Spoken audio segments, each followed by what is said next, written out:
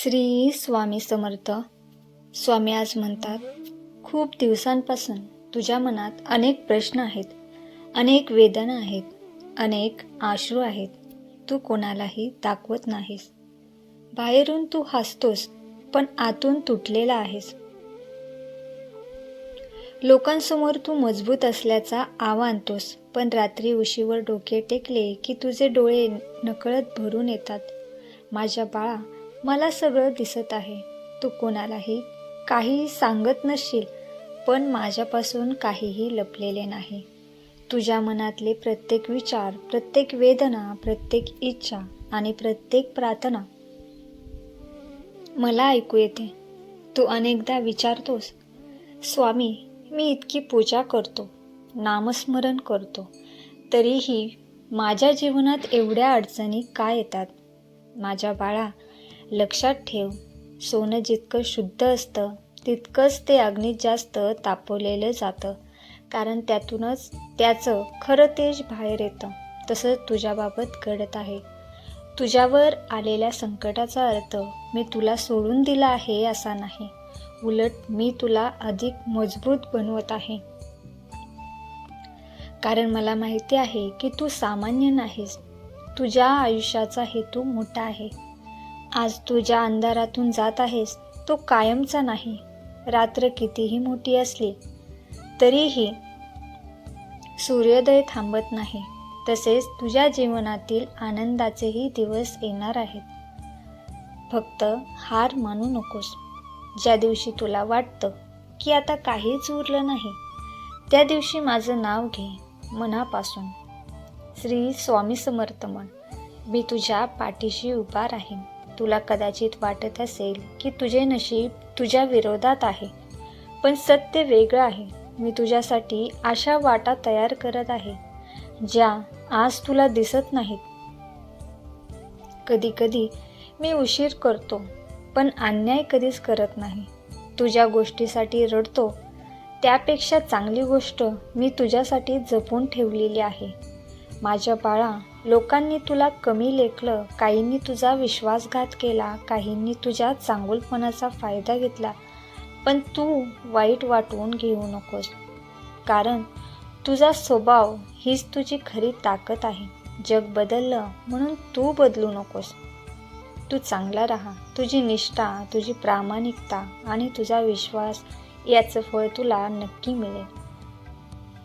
स्वामींचे असेच संदेश ऐकण्यासाठी आपल्या चॅनलला सबस्क्राईब करा. स्वामी म्हणतात, ज्यांनी तुला रडवलं त्यांचा न्याय मी करेन, पण ज्यांनी तुला साथ दिली त्यांच्यावर माझी विशेष कृपा राहील. म्हणून द्वेष करू नकोस, राग धरू नकोस. क्षमेला स्वीकार, कारण जिथे क्षमा असते तिथे माझा वास असतो. माझ्या बाळा, तुझ्या घरात काही काळापासून तणाव आहे, पैशांची चिंता आहे, काही कामं अडकलेली आहेत, कुटुंबात गैरसमज आहेत. तू काळजी करू नकोस. मी तुझ्या घरात प्रवेश करत आहे. ज्या घरात माझं नामस्मरण होतं त्या घराला मी कधीच रिकामं ठेवत नाही. फक्त दररोज काही क्षण माझे स्मरण कर. मनापासून माझ्याशी बोल. मोठा मंत्र माहीत नसले तरी चालतील, मोठ्या विधी जमत नसल्या तरी चालतील. मला तुझ्या हृदयातील प्रेम हवं. जेव्हा तू एकटा असतोस आणि सर्वजण तुला विसरल्यासारखे वाटतात, तेव्हा लक्षात ठेव, मी तुझ्या सोबत आहे. जेव्हा तू अश्रू ढाळतोस तेव्हा तुझ्या प्रत्येक अश्रूची किंमत माहीत असते मला. जेव्हा तू अपयशी होतोस तेव्हा तुला पुन्हा उभं करण्याची शक्ती मीच देतो. तू कधीच एकटा नाहीस. तुझ्या आयुष्यात एक नवीन सुरुवात होणार आहे. ज्या दारावर तू वारंवार ठकठक केलीस आणि ती बंद राहिली, ती दारं आता उघडतील. ज्या संधीची तू वाट पाहत आहेस ती तुझ्या जवळ येत आहे. ज्या आनंदासाठी तू प्रार्थना करतो आहेस तो आनंद तुझ्या जीवनात प्रवेश करणार आहे. फक्त विश्वास ठेव. विश्वास म्हणजे अंधारातही प्रकाशाची खात्री. माझ्या बाळा, तुझ्या मनात कधी कधी नकारात्मक विचार येतात. तुला स्वतःवर शंका येते. तुला वाटतं की तू काहीच करू शकत नाही, पण मी तुला ओळखतो. तुझ्या अपार शक्ती आहे. तू ज्या संकटांना तोंड दिलं आहेस ती प्रत्येक शक्ती सहन करू शकली नसती. तू योद्धा आहेस.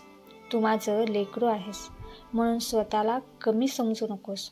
तुझी किंमत इतरांच्या मतावर ठरत नाही. तुझी किंमत माझ्या नजरेत ठरते आणि माझ्या नजरेत तू अमूल्य आहे. आजपासून एक संकल्प कर. भूतकाळातील दुःख विसरण्याचा, स्वतःवर प्रेम करण्याचा आणि माझ्यावर पूर्ण विश्वास ठेवण्याचा. कारण जिथे विश्वास असतो तिथे चमत्कार घडतात. लक्षात ठेव, वेळ बदलते, परिस्थिती बदलते, लोक बदलतात, पण माझं तुझ्यावरचं प्रेम हे कधीच बदलत नाही. मी कालही तुझ्यासोबत होतो, आजही तुझ्यासोबत आहे आणि उद्याही तुझ्यासोबत राहीन. म्हणून घाबरू नकोस, चिंता करू नकोस, रडू नकोस. तुझ्या आयुष्याची जबाबदारी आता माझ्यावर सोड. मनापासून फक्त एवढंच म्हण, स्वामी, मला तुझ्यावर विश्वास आहे. आणि मग बघ तुझ्या जीवनात कसा प्रकाश पसरतो. तुझ्या अडचणी कशा कमी होतात. तुझ्या घरात आनंद कसा येतो आणि तुझ्या चेहऱ्यावरचं हरवलेलं हसू कसं परत येतं. मी सदैव तुझ्या पाठीशी आहे.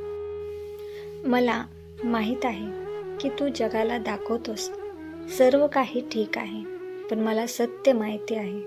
प्रत्येक वेळी जेव्हा तू एकटाच शांत बसतोस तेव्हा तुझ्या मनात किती वादळ चाललेली असतात हे मला दिसतात. तुझ्या चेहऱ्यावर हसू आणि मनात वेदना असतात. तू अनेकदा स्वतःलाच विचारतो, हे सगळं माझ्या बाबतीत का घडतं? माझ्या आयुष्यात इतक्या परीक्षा का येतात? मी इतका प्रयत्न करूनही तरी अपयश का मिळतं? तुझे प्रत्येक प्रश्न मी ऐकले आहेत आणि आज त्याचं उत्तर देण्यासाठी मी आलो आहे. समुद्रात जाणाऱ्या प्रत्येक नदीला अनेक खडकांचा सामना करावा लागतो, पण ती थांबत नाही, कारण तिला माहीत असतं की तिचं अंतिम ध्येय समुद्र आहे. तसंच तुझंही आहे. आज जे अडथळे दिसत आहेत ते कायमचे नाहीत. ते तुला रोखण्यासाठी नाहीत, ते तुला घडवण्यासाठी आले आहेत. तू मागच्या काही महिन्यात किंवा काही वर्षात जे सहन केलं आहेस त्याची कल्पनाही अनेक लोकांना नाही. काहींनी तुला सोडलं, काहींनी तुला फसवलं, काहींनी तुझ्या विश्वासाचा गैरफायदा घेतला आणि काहींनी तर तुझ्या अपयशावर हसण्याचाही प्रयत्न केला. पण बाळा, ते लोक तुझ्या आयुष्याचा शेवट नाहीत. ते फक्त एक धडा आहेत. ज्या लोकांनी तुला दुखावलं त्यांच्यामुळे स्वतःला बदलू नकोस. तुझं मन स्वच्छ ठेव, कारण चिखलात कमळ उमलतं आणि संकटामध्येच महान व्यक्तिमत्व घडत असतं. आज मी तुला एक गुपित सांगतो. तू जेव्हा सर्वात जास्त एकटा वाटत होतास तेव्हा मी तुझ्या सर्वात जवळ होतो. तू जेव्हा रात्री रडत होतास तेव्हा मी तुझे अश्रू पाहत होतो. तू जेव्हा निराश झाला होतास तेव्हा तुला पुन्हा उभं राहण्याची ताकद ही मीच देत होतो. तू कधी स्वतःची तुलना इतरांशी करतोस. त्याच्याकडे पैसा आहे, त्याच्याकडे यश आहे, त्याच्याकडे सुख आहे आणि मग तुला वाटतं माझ्याकडे काय आहे. पण लक्षात ठेव, प्रत्येक व्यक्तीचा प्रवास वेगळा असतो. कोणाचं पहिलं पान पाहून स्वतःच्या 10व्या पानाशी तुलना करू नकोस. मी